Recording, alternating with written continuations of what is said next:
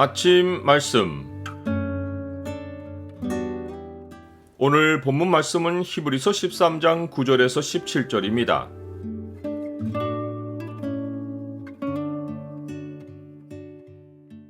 우리도 그의 치욕을 지고 영문 밖으로 나아가자.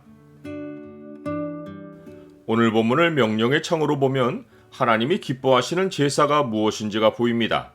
명령의 창을 보여주는 구절은 13장 16절입니다. 오직 선을 행함과 서로 나누어 주기를 잊지 말라. 하나님은 이 같은 제사를 기뻐하시느니라. 히브리서 저자는 우리의 시선을 하나님을 기쁘시게 섬기는 여러 가지 행실에서 예수님께로 옮긴 후에 서신을 마무리하는 핵심 내용으로 예수님의 죽으심을 다시 다루고 이어서 하나님을 기쁘시게 섬기는 삶의 내용을 가르칩니다. 예수님을 중심으로 앞과 뒤에서 하나님을 기쁘시게 하는 믿음의 삶을 다룸으로써 믿음의 주요 온전하게 하시는 이가 예수 그리스도이신 것을 글의 구조를 통해 강조한 것입니다. 먼저 저자는 여러 가지 다른 교훈에 끌리지 말라고 말합니다. 여러 가지 다른 교훈이란 진리 외의 가르침입니다.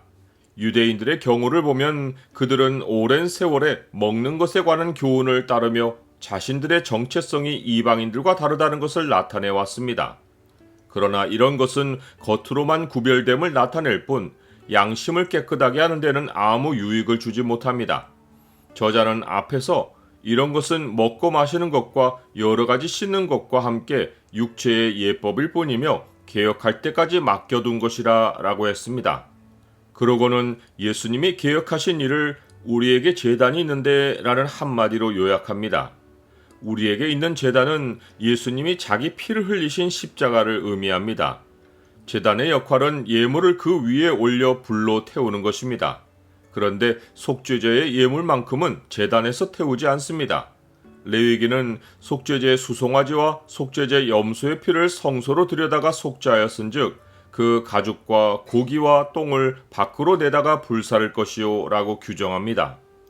다른 제사의 예물들은 제사장이 하나님께 드린 후에 성소 안에서 먹는데 속죄제의 예물만큼은 장막에서 섬기는 제사장들이 그 제단에서 먹을 권한이 없고 오직 짐승의 피는 대제사장이 가지고 성소에 들어가서 뿌리고 그 육체는 영문 밖에서 다 불사릅니다. 그런 후 아론의 제사장들은 옷을 빨고 몸을 물로 씻은 후에 다시 진영 안으로 돌아와서 다음 속죄제 예물을 드릴 때까지 성소에서 섬깁니다.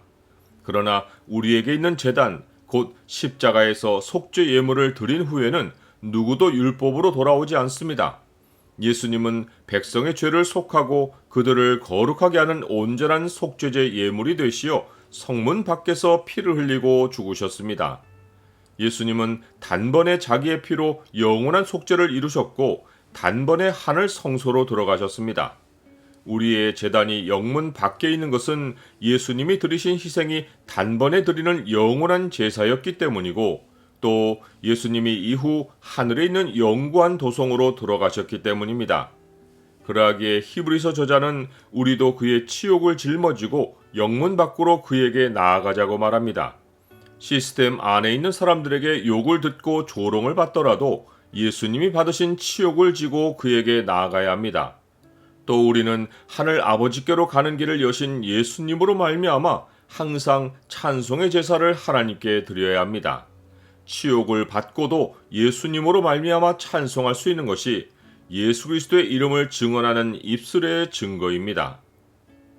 나는 세상 시스템에서 나와서 예수님 안에서 살고 있습니까?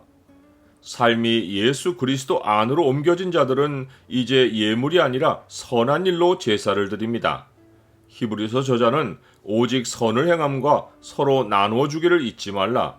하나님은 이 같은 제사를 기뻐하시느니라 라고 말합니다. 예수님은 자기 생명까지 우리에게 나누고 가셨습니다. 영문 밖으로 그에게 나아가는 자는 주님의 본을 따라 선을 행하고 서로 나누어야 합니다.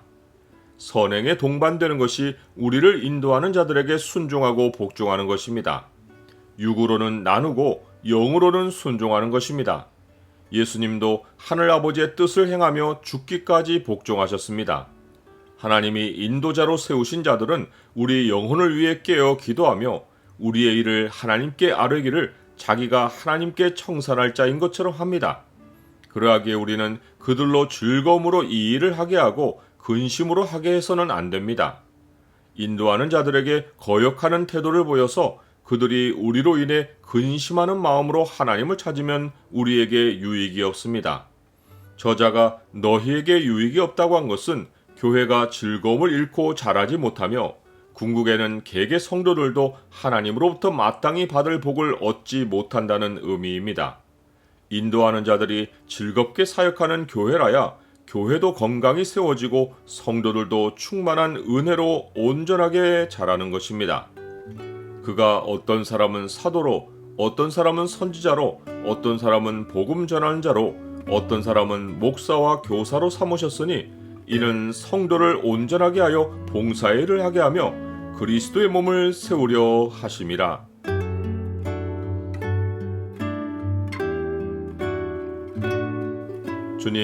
주님은 우리로 세상에서 나와서 따로 있고 부정한 것을 만지지 말라고 하셨습니다. 우리는 하늘 번향으로 향하는 사람들이고 뒤로 물러갈 자들이 아닙니다. 영구한 도성을 향하며 선행과 순종으로 주의 본을 따라 살게 하옵소서. 예수 그리스도의 이름으로 기도드립니다. 아멘.